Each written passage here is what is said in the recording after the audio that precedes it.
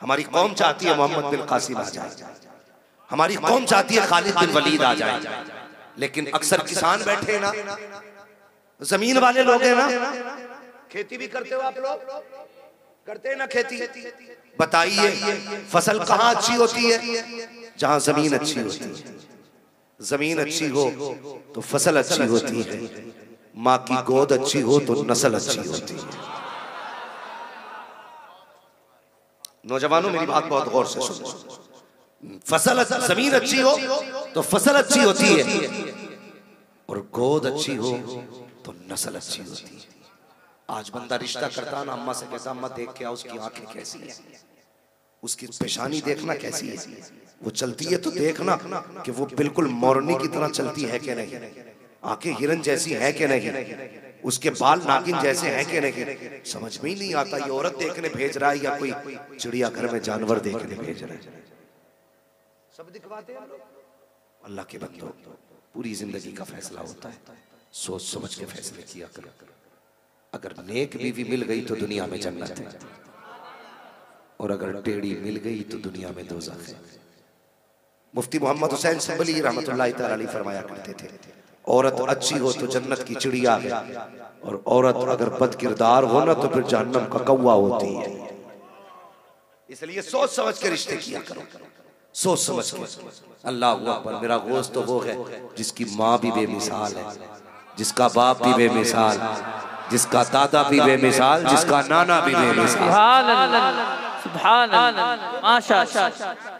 ददियाल भी बेमिसाल। अगर ददियाल की बात करूं, बगदाद की जमीन में बारिश नहीं हो रही थी, लोग परेशान थे। अल्लाह अकबर। बारिश कैसे कराई जाए? तो उसी बगदाद की जमीन पे सरकारे गौसे पाक की फूफी हजरत आयशा रज़ी अल्लाह तआला अन्हा आप रहती थी। लोगों को पता था मुसीबत आए तो सैयदों की चौखट खटखटाई जाती है, आफतें आए तो हुजूर के घराने पे दस्तक दी जाती है। अल्लाह अकबर। ये सोच करके हजरत गौसे पाक की फूफी के दरवाजे पे लोग इकट्ठे होके आ गए। सैयदा बारिश नहीं हो रही है, जानवर प्यास से मर चले हैं, खेतियां सूख रही हैं, क्या चाहते हो? दुआ कर दो बारिश हो जाए। अल्लाह अकबर। जैसी इतना सुना है आपने झाड़ू उठाई। लोग कहते हैं सैयदा हम तो बारिश की दुआ के लिए आए थे, आपने हमारी बात को अनसुना कर दिया। आप कहती तुम अपना काम करो, मैं अपना काम करती हूँ। ये कह के झाड़ू लगाई, आसमान की तरफ देखा, कहने लगे या अल्लाह झाड़ू मैंने लगा दी है, छिड़काव तू कर दे, पानी तू गिरा दे।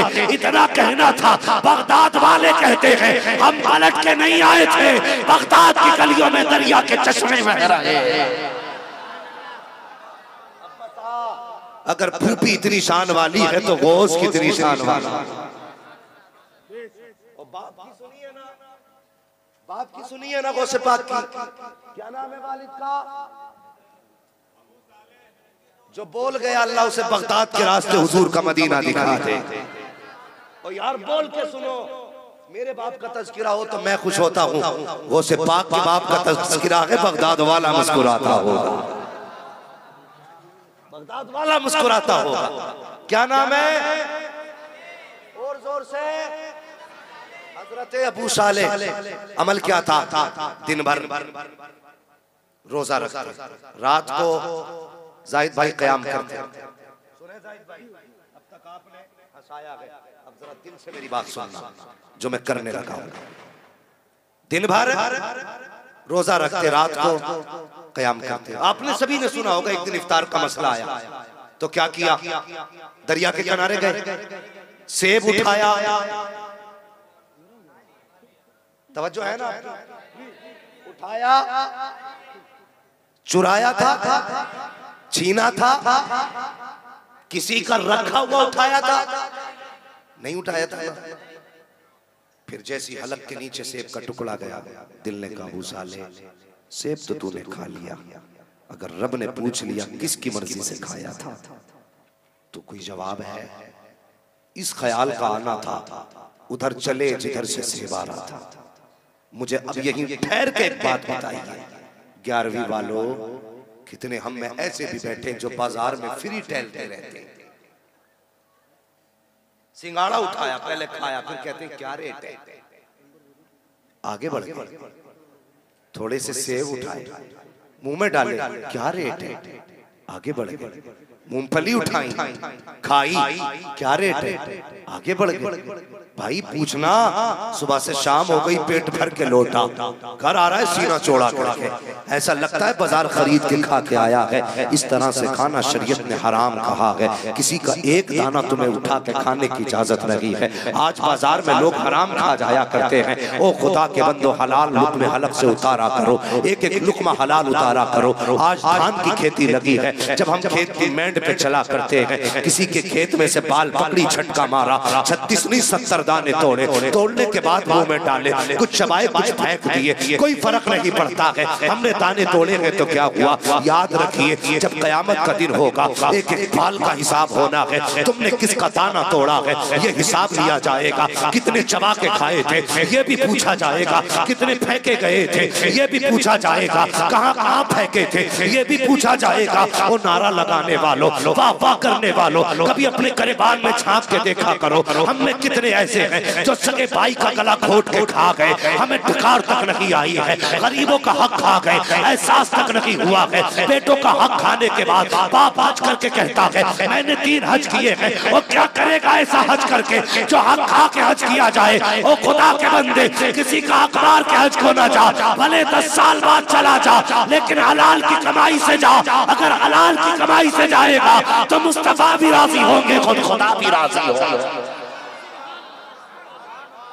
क्या झगड़े हमारे बीच आज, क्या इख्तलाफ है हमारे बीच? जाओ कभी कचहरी में जाके देखो, भाई ने भाई का गिरबान पकड़ रखा है, अपनों को जेल में लेके जा रहा है। एक भाई वकील के इस कोने पे बिस्तर पे बैठा, दूसरे ने उधर वकील कर रखा। वो हमारे हालात क्या?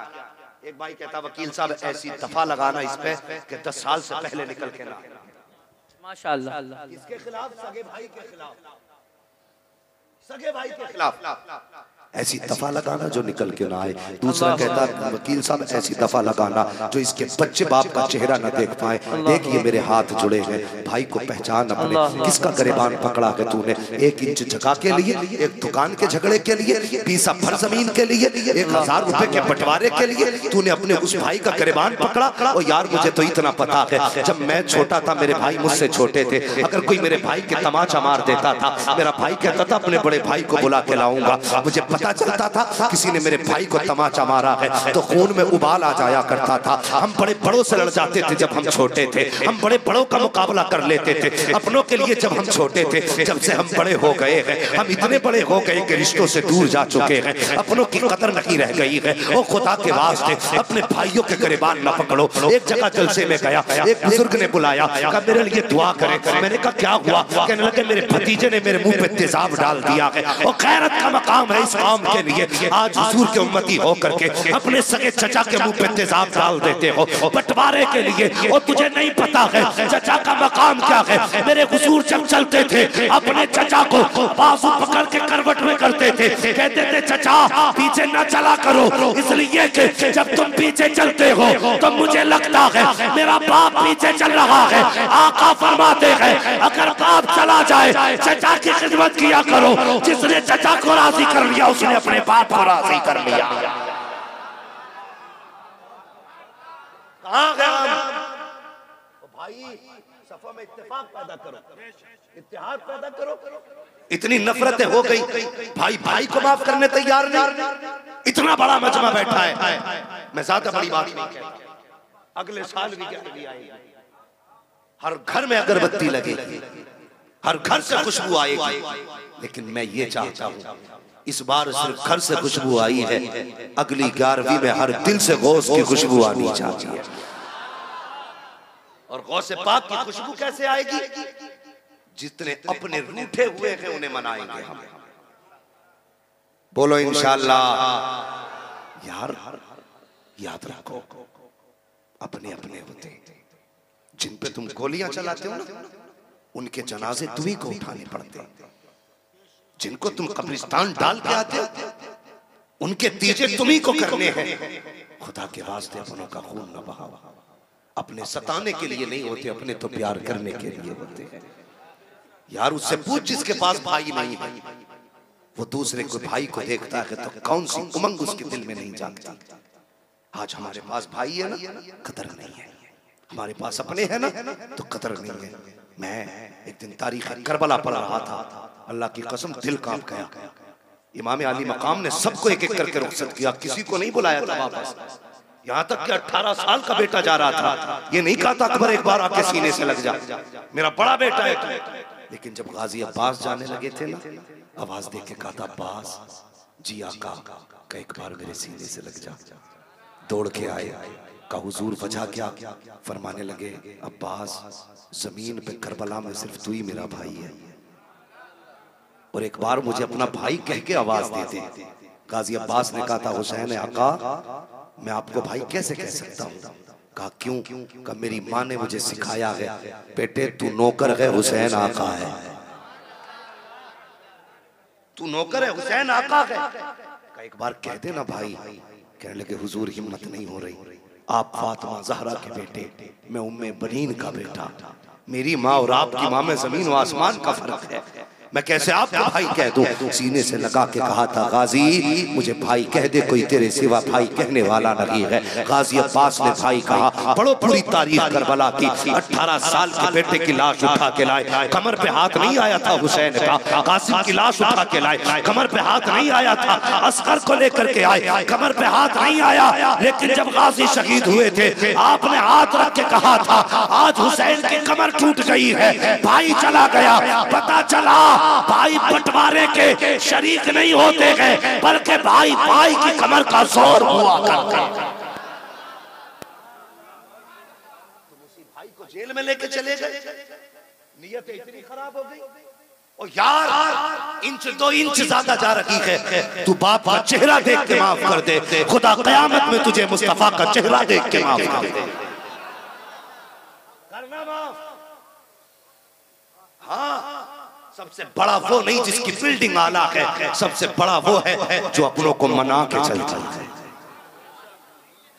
हाँ जो अपनों को मना के चलता है। एक कहने लगा मैंने अब्बा के 40वें में, सुने भाई बातें कड़वी है लेकिन सच्ची है, कड़वी है लेकिन सच्ची है।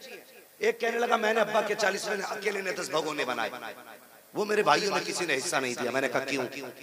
कहने लगे वो उनकी बस की बात थी, उनसे बच्चे ही मुश्किल से पल रहे। मैं समझ गया इसके लहजे में ही कारत है, ये अपनों को जलील करना चाहता है। मैंने कहा अच्छा। इतने में पड़ोसी आ गया, उसने कहा ये कह रहा मैंने अब्बा के 40वें में मैंने 10 भगोने बिरयानी बनाई। कहने लगा मौलवी साहब इससे पूछो इसने अपने भाई को टुकड़े कब से नहीं खिलाए। तुम्हें क्या लगता है 40 भगोने अब्बा के नाम पे बांट दोगे तो कब्र में अब्बा को राहत होगी? सवाब का मुमकिन नहीं हो, लेकिन तुम अपने बाप को 100 कुरान पढ़ के बख्श दो और भाई के गले पे पैर रख के खड़े रहो, अल्लाह की कसम कब्र में बाप की रूह बराबर तड़पती रहेगी, बराबर तड़पेगी। अगर ये चाहते हो कब्र में बाप की रूह को आसानी मिले, मत बना 10 भगोने, एक भगोना बना ले। किसी के सामने भाई को जलील ना कर, अपने को रुसवा ना कर। अगर बाप की रूह को आसानी देना चाहता है, सुकून देना चाहता है, तो सुन तेरे दरवाजे पर अगर कभी मुर्गा बकरा बना हो, भाई के दस्तरखान पे अगर चटनी हुई है तो अपने आगे का खाना उठा, गरीब भाई के दस्तरखान पे लेके चला जा। अपने घर के लुक में भाई के मुंह में डाल दे, जैसी तेरे घर के तरलुक में गरीब के हलक के नीचे जाए। इधर बाप और किधर भाई राजी होगा, उधर कब्र में बाप की रूह को अल्लाह सुकून अता फरमा दे। ये भी तो करके देखा कर, लेकिन नीयत खराब हो गई, नीयत खराब हो गई। भाई की फ्रंट पे दुकान आ गई तो गोली मारने तैयार, गोली मारने तैयार है, दुकान में ही लूंगा। ऐसा न कर, मरना है।